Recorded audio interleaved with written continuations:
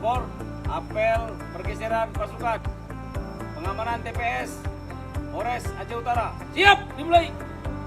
Laksanakan.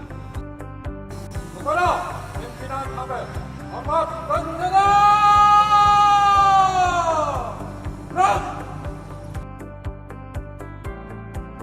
Tegak senjata! Gerak!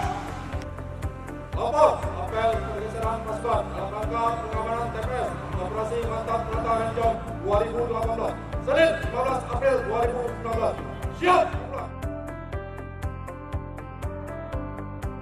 Pelaksanaan tugas pengamanan TPS yang akan rekan-rekan lakukan nanti itu batas waktunya sampai dengan 12.00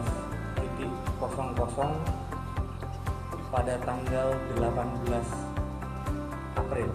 Saya berharap rekan-rekan bisa melaksanakan tugas dengan sebaik-baiknya, jaga kesehatan, kemudian setiap perkembangan situasi di lapangan dilaporkan.